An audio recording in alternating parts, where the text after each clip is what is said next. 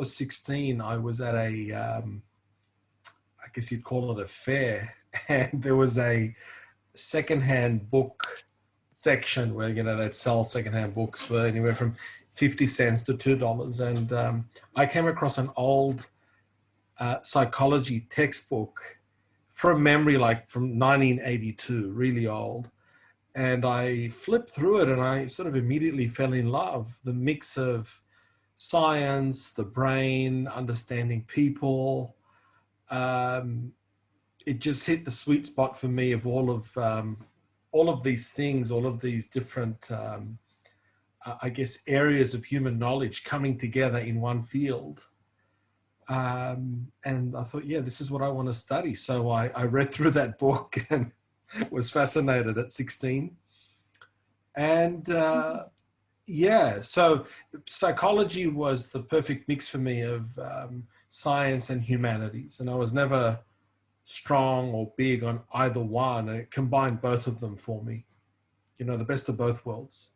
That's Yeah. very cool. That's a perfect way to set up the chat as well, because, you know, Yes. something I'm keen to unpack a little bit is like Right. what, how holding, I guess, different perspectives and sometimes even conflicting Yeah.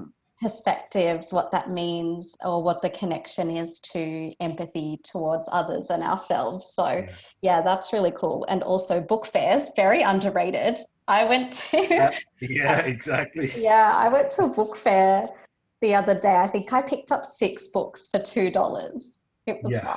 wow. It's great, Didn't isn't it? quite discover something as groundbreaking as you did. There were 6 kind of trashy fiction books, but still Oh, okay. very nice for Yeah, the holidays. exactly. Very, very, very exciting just to see all the books and, you know, looking for the treasure. Sometimes you Yeah, get it, sometimes you don't. yeah, exactly. Yeah. And of course, your YouTube channel is how I got connected to, and particularly I got stuck in a bit of a YouTube loop. One of those Yeah. things where I found one of your videos on empaths and then got Yes. hooked right on it and just ended up, before I know it, watching several in a row. But I'm Yeah. really curious what would draw you in particular to make a series on empaths? Like, why that space for you? Yeah. I guess, you know, looking at the space that was already there, it was dominated by discussions about narcissism and empaths and narcissists. And you know, I of course, was speaking about empaths mostly in relationship to difficult relationship dynamics that they can get into, in particular with individuals who we may call more narcissistic. But I felt there was a big blind spot there in that, you know, people who we could broadly call empaths or empathetic people, or, you know, people who are very attuned to others, we're getting a very one-sided story, and we weren't really having a discussion about their gifts as well as their Mm, the challenges of being an empath. What are the blind spots?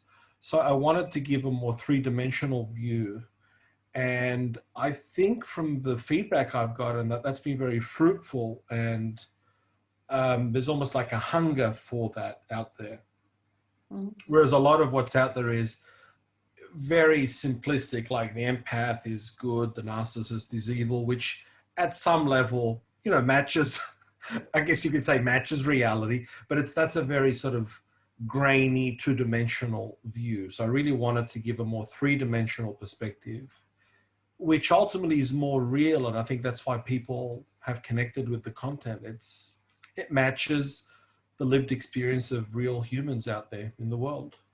mm. That's Yeah. very cool. Yeah, I can Yes. relate to that for sure. Um, Yeah. but yeah, I guess being a clinical psychologist who is, you know, Yes. running a practice in the day to day, does that mean that you're seeing, I know, are you seeing a lot of empathetic people? Are you seeing a lot of narcissists? Like how, in terms of, yeah, how do things play out in real?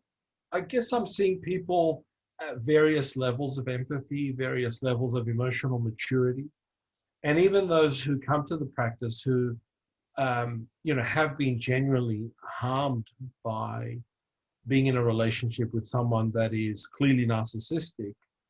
Uh, my understanding at this point, which is where it's evolved, is that it's always an opening toward growth. There's always, it's an opening toward transformation, whatever difficulties we're facing in our life. And a lot of the, I guess the material out there is very helpful to get people orientated to what might be happening, but people can get stuck there and are consuming a lot of the videos on narcissism and empaths, and can often make the mistake of assuming anyone that's hurt them is, pathologically narcissistic. So it's not that I'm seeing a lot of empaths and narcissists, but again, I'm seeing a spectrum, and most people, are trying to grapple with real difficulties in their lives. And my work is to try and help them avoid getting polarized in how they view themselves and others, wherever possible. Not from some lofty goal of, well, that's the right thing to do, but when we become polarized, we suffer more. And, the understanding and the truth is often in the middle, in the shades of gray. Yeah. So no, I wouldn't say that I'm seeing a lot more, empaths or narcissists. In fact, I'm seeing more of a spectrum of just different ways that us human beings suffer, and how we need understanding and help to understand ourselves and others. And it's one of the reasons actually why I haven't uploaded some videos in almost a year, because my own thinking on the whole topic is evolving. The earlier videos were probably a little bit, maybe a bit too polarized, and there's a place for that when you're at the extremes of like you're in a really bad relationship. But I'm realizing that there can be many people who can pick up little fragments of that and then conclude, well, my partner, has narcissistic personality disorder. So there's benefit in the material, but I'm finding that for some people, it can put them in a polarized view that they need help to break out of that and start to focus more on themselves and see their partner more multidimensionally. Right? So I guess what I'm trying to say in a long way is my practice is about increasing empathy for people. And most people take to that. I mean, there's a very tiny, tiny, tiny minority of people who would come to my practice with a very preconceived idea about the people in their lives. And what they're seeking from me is to, in a way, confirm or rubber stamp that. And there's no real growth for them. And, what I'm doing isn't to rob people of their lived experience, but to say, well, how can we now leverage that for your own transformation journey? And most people, that's where they want to go. Very tiny minority of people, unfortunately, there's a payoff for them remaining stuck in a very polarized view of themselves and others. Yeah. But that's a minority. Okay. Yeah. So I hope that wasn't too long an answer, Bianca. No, not at all. There's so much I'd love to unpack with that. And I love that, there's a kind of narrative arc that we've discussed prior, and we've jumped like right into the middle, which I absolutely love, because for me this is the good stuff. But I guess we're already chatting a bit about empathy, and it's very cool to hear you describe, really increasing empathy as such a core goal within your practice, or just something that is really critical to it. And empathy is a bit of a buzzword. It has been for a while. It's kind of really being paraded as the top soft skill, like in the corporate world, that you kind of hear it used in that language. I did a news search earlier today for empathy, and it's really wild. Like, just even in the last few days, empathy in news headlines, just around all sorts of different topics around how government needs more empathy. All of that is really just keeps coming up again and again, just even in news in the past 24 hours. I'm really curious to hear how you describe or think about empathy. To someone who perhaps has never heard it before. Yeah, and I mean, I guess at the most basic level, empathy is the ability to feel what others are feeling. And if you want a very, I guess, pure definition, it's to actually physically feel what others are feeling, to, in a way, take on their emotions at a physical level, at an emotional level, to have a really deep attunement to someone. And it's different from sympathy. You can have sympathy for someone where, for example, you could feel pity. And I know that's got a negative connotation, but pity is more of a sense of, I can't imagine what it would be like. I would not want to be in their shoes. And perhaps you could sympathize with that person or express words of commiseration or condolence. But empathy is, in that moment, you are attuned to that person and you can actually feel what they're feeling. There's a level of resonance between you and the other. So it's an immediate felt sense. And at a neurological level, it's right hemisphere to right hemisphere communication. So it's not a necessarily verbal, linguistic, analytical understanding, although that is a facet of empathy called cognitive empathy. But in its purest sense, empathy is that right hemisphere to right hemisphere emotional resonance that I guess is universally seen in the relationship between mother and infant, right? That attunement. Yeah. It's very cool. Yes. And I think, you know, you hear it and you're like, that sounds great. Like, we need more empathy. We need more of that. Yeah, just more of that, please. But Yes. playing devil's advocate, or I like to say devil's advocado for a moment, is there, Right. Yes. there must be some bad stuff about empathy, right? Like, are there any kind of negatives that you see play out, or things that, maybe it's important to also cover off strengths here and not make any assumptions, but like, why is it so good? And is there anything that we also need to watch out for? Yeah. So I'll just say that my understanding of empathy has been really informed by one of my own guides and teachers, Catherine Favre, Fauvre, who's in California, and she's been studying empathy since the 1960s. So I want to give attribution to her work, and Catherine's really helped shape my understanding of empathy. But in terms of the downsides,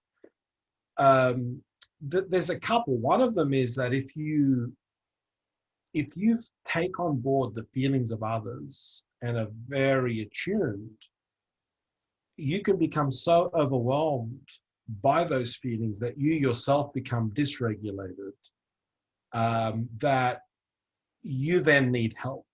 You become the focus of, you become so distressed, you get overwhelmed, and you can't be of much help to the other person in that moment. So this is a key thing for therapists. I mean, it's important to have empathy, but if we're so empathetic that we can't regulate it and we break down in tears, then we obviously can't help that person with us. So empathy overload, and that typically happens with individuals that have lower levels of emotional maturity.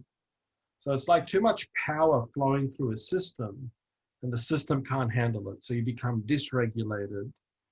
And paradoxically, you can become yourself an energy vampire that just can overwhelm other people. So that's one downside. The other downside is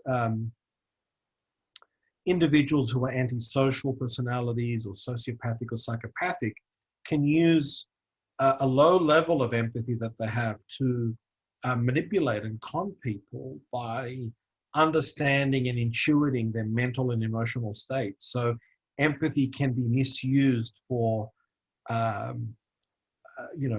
selfish reasons, that, you can gain an advantage over others, which we see in more the, antisocial personalities. So that'd be a couple of negatives when it's not grounded. The empathy isn't grounded in emotional maturity. Yeah. Mm. Yes. Yeah, that's pretty, I guess those are pretty significant things that Yes, they are. makes me wonder, would you mentioned before that like there are just some minorities that you see who polarization is a payoff for, or has some payoff for them to sort Yeah. of stay in that mode. Would this also be a minority thing where people who say don't have maybe as high levels of emotional maturity, or perhaps have antisocial tendencies, can leverage empathy in those ways? Would that also be a minority number of people? Or I guess we're all on a spectrum, right? So maybe at different points in life. I'd say it probably is at the extremes of the bell curve. So I'd say it is a smaller proportion. Most people would fit more in the middle. So yeah, if you're antisocial PD, that's a minority at the end of the bell curve in terms of low empathy. If you're so empathetic that you're just becoming so overwhelmed by people's energies that you're dysregulated and breaking down yourself, that would be another extreme. So I don't have numbers on that, but I would say yes, they would be the sort of the tail ends of the bell curve.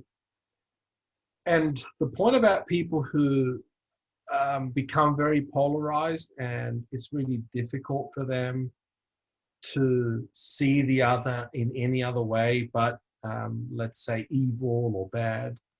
And I'm not saying that those things don't exist. They do. That's often a construct that we would call cynicism. And of course, that's a term we know. But it's someone that's experienced so much pain that they've hardened. They've experienced a level of empathy shutdown. But when someone is very cynical, it's actually pointing to hurt beneath the cynicism. It's a protective mechanism. So beneath that, if we can access that part of them, there is really a soft, loving heart, but has just shut down and can't risk trusting again, right? And of course, if that advances, people can become very callous, not callous, but callous, like sort of they harden up, right? They won't, to them, it's a biological threat to open the heart and be able to take in love or to trust again. And when you listen to their stories, they often have very good reasons for that. So it's important to be very compassionate. When you find someone in your life is cynical, it's not a character flaw. It's often a defense against pain. But that's an example of cognitive empathy. We can understand and be curious about, if we see someone that seems to be very cynical or rigid, being curious about what might that be motivated by, that stance that they've taken. Okay, which is another element of empathy. It's of being curious, rather than I know exactly why this person's doing this. It's like, well, I may have an understanding, but I'm not sure. I'm open to understanding what's motivating their behavior. Yeah, and I guess just getting curious and following your advice. Yes. It sounds like a breakdown of trust could be a reason why people struggle to kind of hold a space for empathy. Are there other major themes like that you kind of see again and again? Well, breakdown of trust, extreme anxiety or depression, someone that's in, basically a more of a fight, flight, survival mode. Obviously, empathy becomes resource rich. That requires more resources if you're focused on your survival, if you're under threat. And, there's situations where we need empathy shut down. If you're a paramedic, a trauma surgeon, it's not that you don't care, but if Mm. you are so overwhelmed by what you see, then you can't render assistance. You lose your objectivity. So we need to think about empathy as it's fundamental to human relationships, but it's not this rigid, static thing. It's fluid, and the fluidity of it is determined by our emotional maturity and how far we've advanced on our own inner journey, healing our own wounds, understanding our history. That will often liberate a more mature empathy within us. Yeah, great. Yeah. I love that. Sounds like Yes. a hard thing to get to be honest, but really aspirational. Yeah, and when we can get to it, not that it's, Yeah. yeah, I guess you could call it is a level, but it makes life so much easier. Right? I know it's made my work a lot easier as a therapist, to be able to access more empathy from more my heart, because I tend to be more cognitive, because I don't have to work things out as much in that purely analytical realm. I'm using my mind, definitely, but I'm also got my heart center connecting with my head, and it's just so much more powerful and so less effortful, because you're testing things out with the client. You feel something, you mention it to them, they're attuned. Yeah, a lot of, when I was a younger therapist, I had less of that and very much in my head. So the pressure to work it out, and especially young therapists who are trained in a more traditional diagnostic system, that there's a place for diagnosis, but if that's the only way we conceptualize people, that also can really limit empathy. And we burn out because it's pretty draining and boring, just assigning labels to people. Yeah. How did you do that? Go from, we'll hold both here and here. I mean, on one hand, I'm thinking it would be somewhat easy to do if you're experiencing people's stories every day. And of course, it's moving, and so much of empathy is about, having that connection with someone in a room or over a call. But then on the other hand, I imagine you're seeing lots of different kinds of people who, there may not be a values alignment, there may not be, there may be, misalignment in many different ways. So it could also be very hard. How do you navigate all of that? Well, my own personal journey was to get guidance and mentorship and coaching, I guess you could call it therapy, to do my own inner work. And that was really liberating.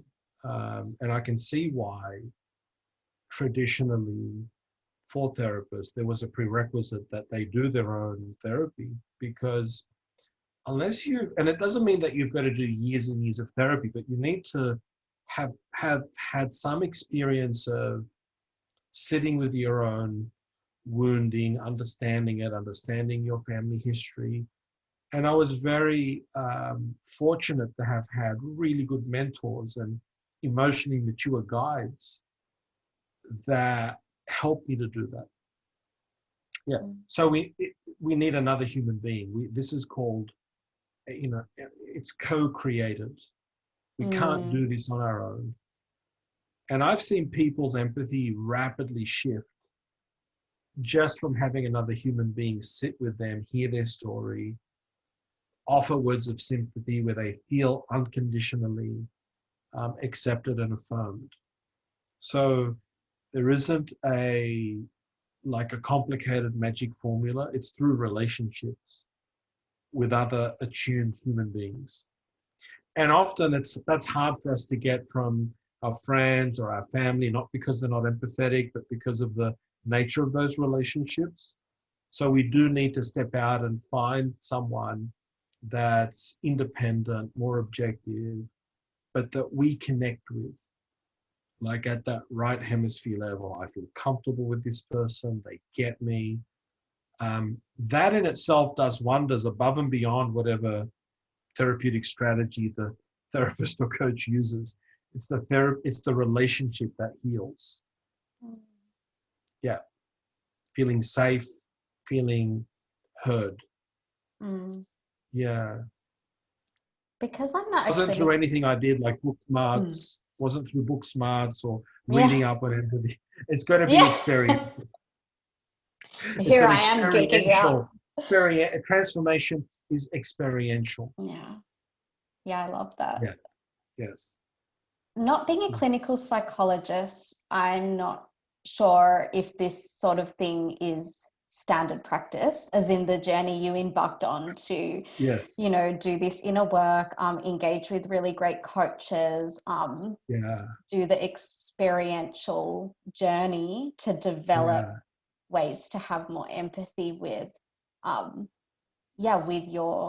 with your clients or the people you're seeing. Is that pretty standard practice? And if not, what motivated you to do I that? would say, and I'm not have to be, I would say all.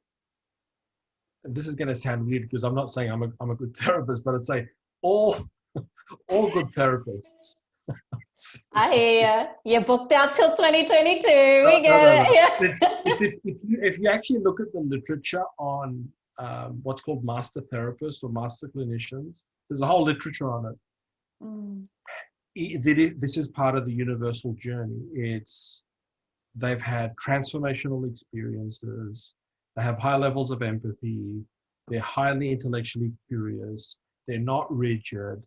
And if you look at, well, what helps someone transform into that, it is that requires humility, intellectual curiosity, the good fortune of having good guides. So I would say any clinician in any discipline, social work, psychology, psychiatry, any sort of helper, you could say healer, that's really making a difference, that's really transforming people's lives, has to have experienced transformation themselves. And again, when I say transformation, I don't mean some epic Hollywood, style transformation. I mean, the transformation of opening the heart, dealing with our own wounding, confronting our shadow, becoming more three-dimensional. It's not a transformation that you would necessarily see expressed outwardly. It's just more the lived experience of the person. Yeah. So is it standard practice amongst my colleagues? I don't know.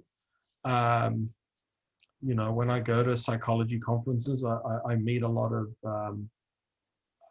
colleagues that are very like-minded to me, and we all sort of have we're all interested in the same thing, which is deeply helping people and touching their hearts.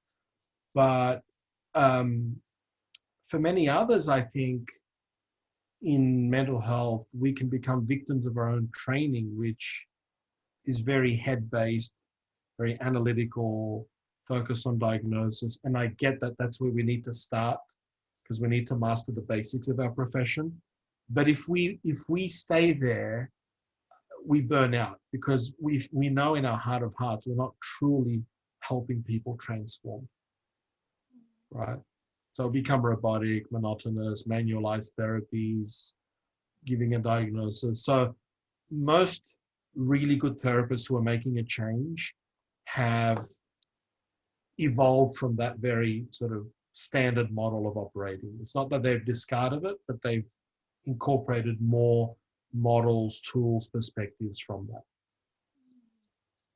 Yeah. Eclectic is the word. They're eclectic. They're not rigid or dogmatic with what they do. They do what works. Right? Amazing. Yeah. Yeah. Yeah. Yeah. How do you Yeah. think that we're doing as a society in terms of such a, I'm just thinking about if I was asked this question, how hard it would be to answer that, globally. How do you think we're Globally. doing about this thing called empathy? But just, I'm just curious in terms of your sense of what you're kind of seeing or observing of the world. Well, I think there are a lot of challenges, but also opportunities. And I'm not saying that like a cliche, but obviously the biggest challenge with empathy now is the world is very polarized, at least the Western world where we live, between political divisions and left, right, or progressive or conservative. So clearly, there's a lot of there's a breakdown of empathy for generally for people that might not adhere to our worldview or think like us. And in a way, technology has facilitated that with the internet and news, and people are consuming a particular perspective that aligns with what they believe, and the lines are very sort of have become very divided. So there's a lot of polarization.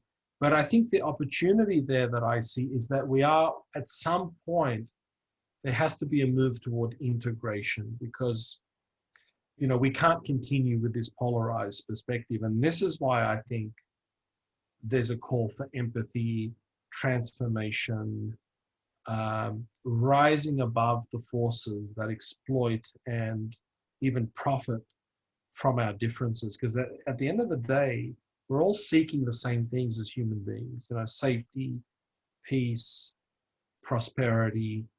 We're all interested in,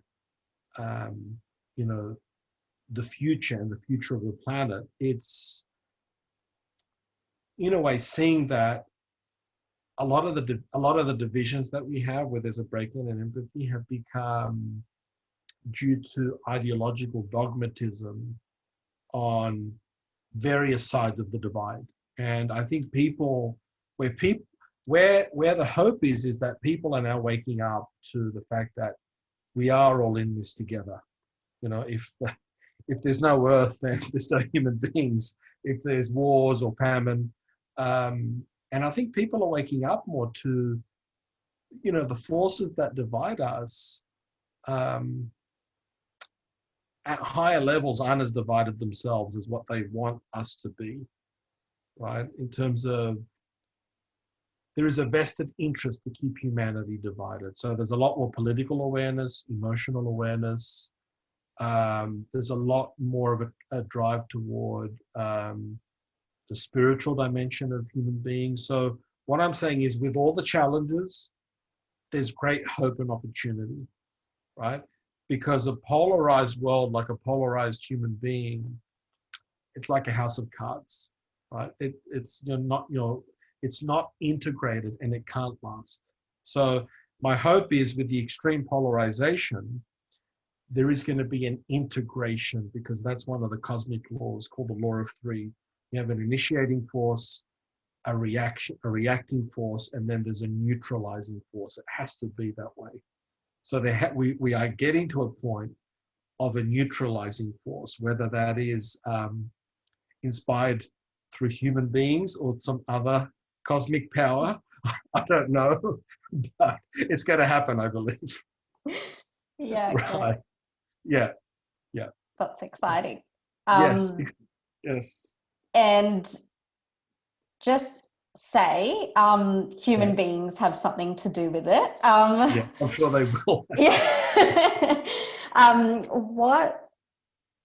What can people do? Like, are there going to be certain people that are those like neutralizers that are holding the space for integration? How, I mean, I'm sure it's already starting. We're already starting to see, I think, or there's always been people that are, kind of holding that space. But what Exactly. are the sort of strengths that you think it will take, or actions that you think it will take, that can really, those small steps that can start to yeah, Well, build towards that. I think, you know, it is going to be empathy. It's going to be, and excuse me, it's going to be an empathy that's grounded in um, each human being as an individual unit, just like the cells of the body create the body, right? If there's one cell that's unhealthy, then in a way the whole body's unhealthy. So at an individual level, it is making a commitment toward personal transformation. And the opening for that in our lives is where do we suffer? That's an opening for transformation. Where is it that we suffer most in our lives? And, you know, we live in an age now where we have access to knowledge and models and that were sort of hidden for millennia. It's like secret knowledge, which by some grace has now become known. So I think for individuals working on their own personal transformation, becoming the most emotionally mature human being that they can be, that's a source for good in the world and understanding and not becoming polarized. And so that's one thing. I think the other thing is not assuming that we all inhabit a single view of reality, or not to succumb to this ethnocentrism or a one-size-fits-all model for solving the world's problems. Human beings are diverse with diverse cultures, worldviews. So it's arrogant if we from on high say, well, this is the standard for all human beings. Well, who says that's the standard? And who's going to administer and police that standard? So transformation of the world can't purely happen at a horizontal level, at a terrestrial level, because that descends into utopianism, centralized control, authoritarianism. Because if your goal is, you know, transforming the world or world peace, well, at what end would you stop? So it has to have also a vertical dimension, which is the spiritual, transformational, cosmic realm. And because if we don't combine those, then history repeats itself and the transformation process becomes corrupted. It becomes narcissistic on the scale of the individual as well as the globe. So I hope that makes some sense what I've said there. Does. It's like there's 3 hours worth of questions I want to ask, but I won't. I just have to get you back on to unpack that a bit further. But it is. So we are integrating the horizontal and vertical axis of what it means to be a human being, and you know, ultimately that comes back to your philosophical worldview. If you are, if you believe in materialism, that we are. And very few people actually believe it to the point where they could live it as a philosophy. But if you believe we are purely just matter, then you will be bound to just the material world and material cause and effect to create change in yourself and in society. And that requires a lot of force, right? Which is why worldviews and regimes that were based on materialism almost always descended into tyranny. Right? Yeah. So whatever your view is of, it's not to do necessarily with religion or faith, but I think we're getting to a point now, if you look at the interest in meditation, in alternative ways of living, in spirituality, I think the consciousness of humanity has evolved to a point where we cannot deny that there is a spiritual dimension to being a human being, right? Yeah. And we've got to combine that with this physical dimension that we live in. We have to integrate those two. Yeah. Right. Yeah. Yes. Okay.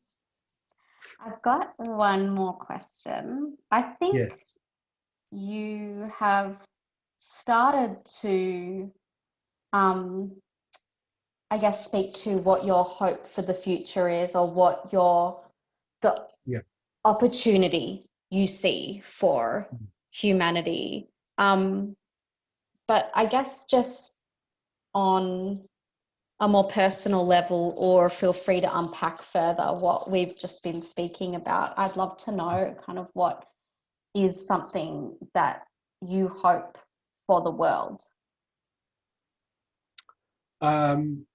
My hope for the world is that we can be less divided based on understanding that there is a common and enduring truth about what it means to be a human being that is the heritage of all cultures, all religious traditions, all spiritual traditions, that there is something very unique about this human creature, and that the only thing that in a way will save us is coming back to our common humanity, and that we've developed a society that's become awfully complex, awfully bureaucratic, awfully just convoluted. And truth is simple. You look at these I like watching these videos of these gurus that comes up on Facebook.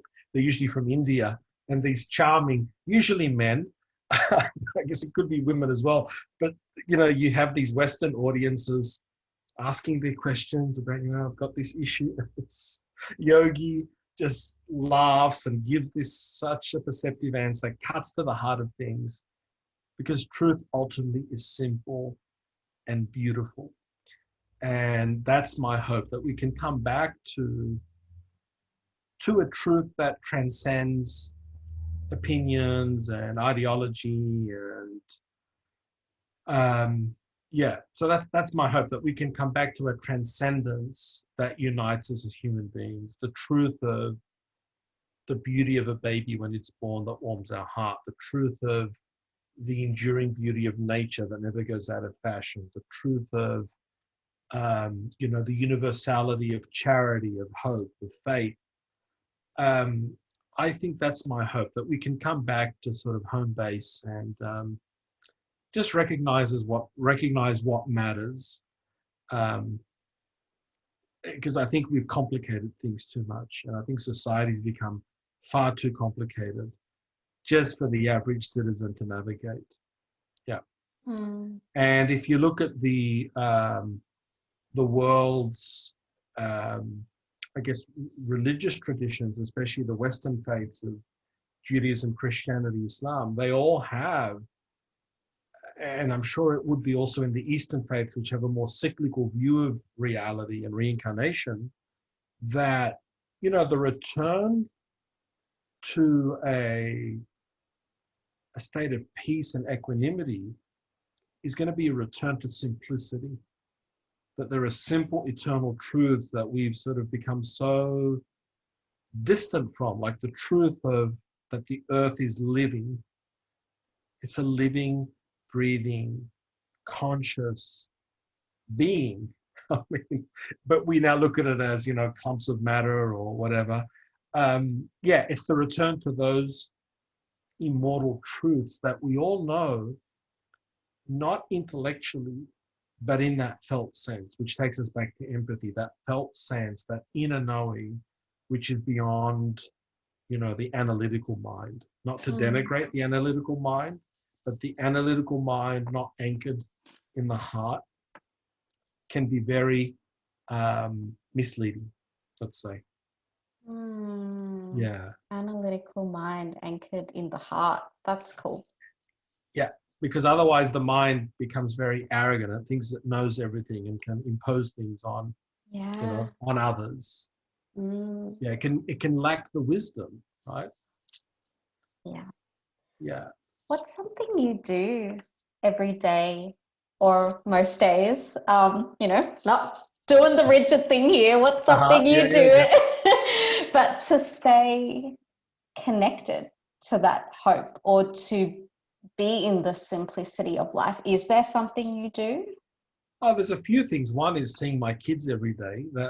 Children certainly, whether we have children ourselves or, children in our lives, children certainly open up our heart center. So spending time with my kids,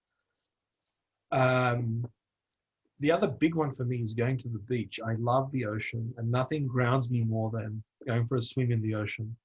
You Mm. know, almost like being back in the womb, Yeah. grounded again. So I Oh, love swimming, hanging out with my kids. Simple things. Yeah, simple things.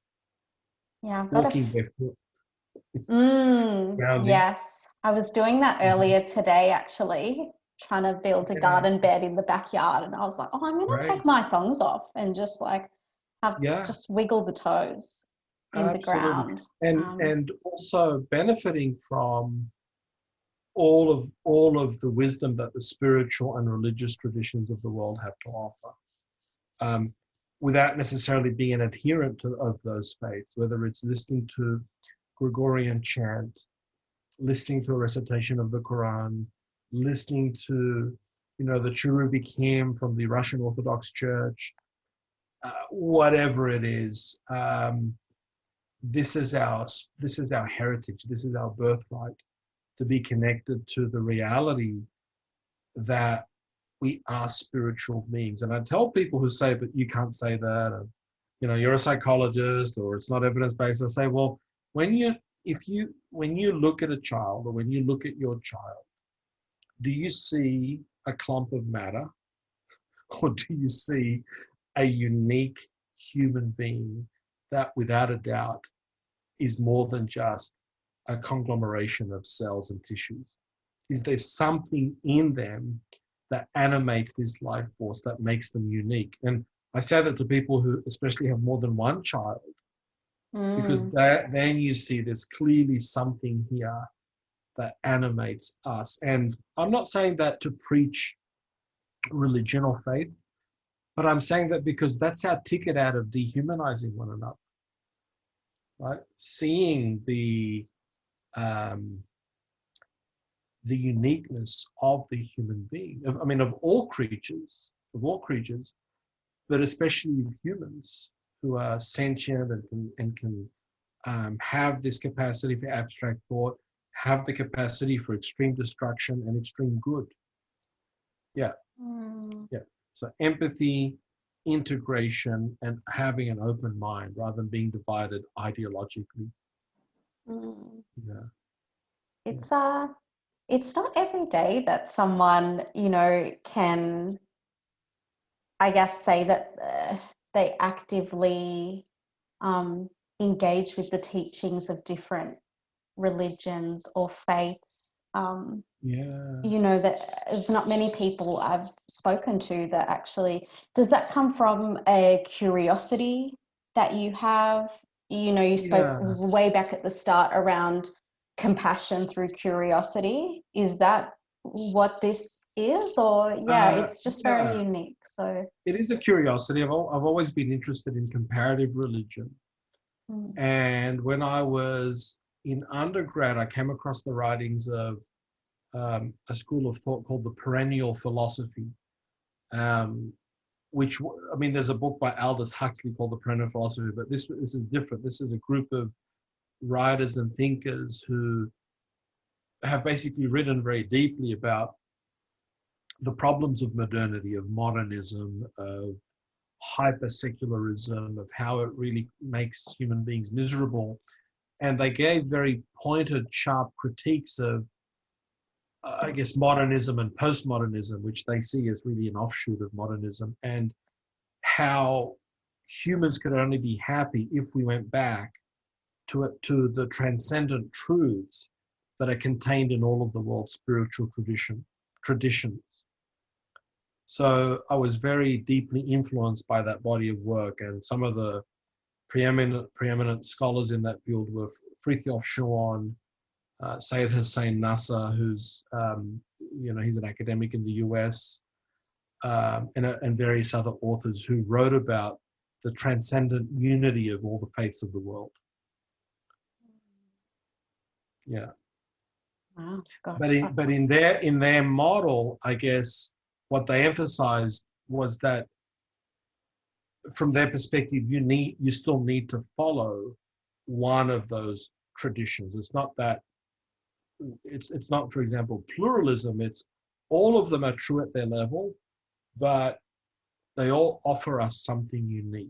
So yeah, making tradition not a dirty word, because there's the myth in modernity of progress. Like you look at, this myth that the economy has to keep growing every year, or we've got to keep making progress. And what that does is it alienates us from our past. We have no sense of a legacy, of a history that anchors us.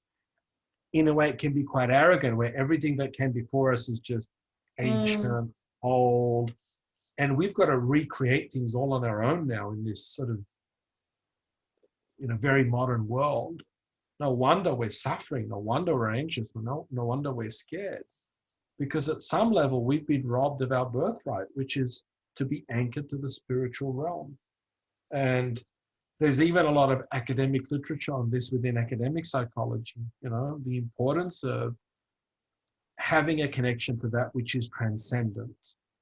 And I think the complication of a lot of people now is due to negative experiences with religion, especially organized religion,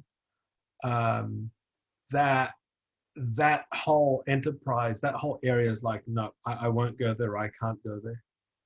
Yeah. Yeah. So I have Yes. one final What thing, question?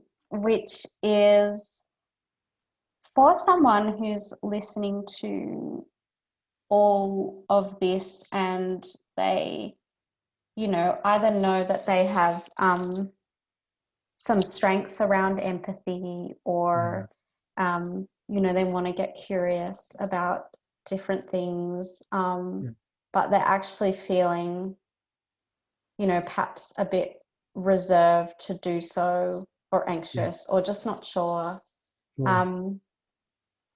Is there any advice or something you would say to people who, have really, I think, because there's so much from just hearing your different experiences of how you engage with people, how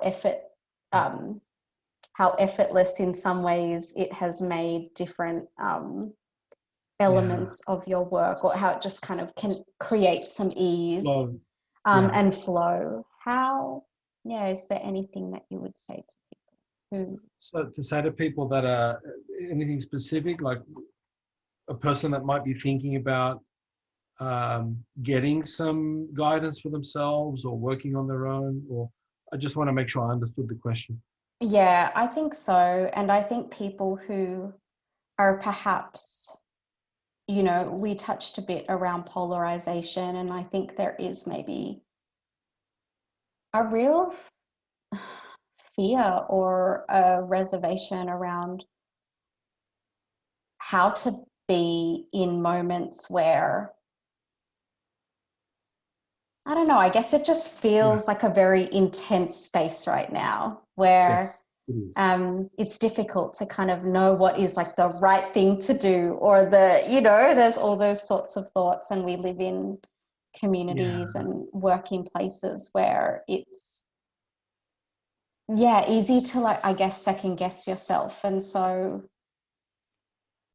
for those who are wanting to kind of step into that courage, what would you say? And I think you're right in like starting on yourself, because you've touched on that quite a bit.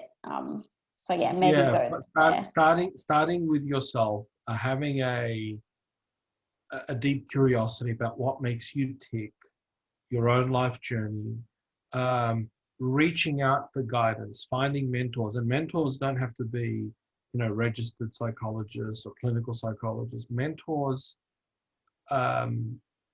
people that you connect with that have lived experience, wisdom, can give you guidance, and it can be anywhere. I mean, we now live in a global village with, Zoom and Skype, but in a way, finding your tribe, finding your support group, finding who speaks to you. It could be that you read a book that speaks to you, and you contact the author, or you understand more about their perspective. But I guess what I'm trying to say is, you can't do this stuff alone. If you really want to transform, you need the help and guidance of other human beings. It's incredibly inefficient to do this on your own. And you can really fast track your progress by connecting with other people, other human beings, and that can give you the guidance, because we don't know what we don't know. We have blind spots, and we need someone that is both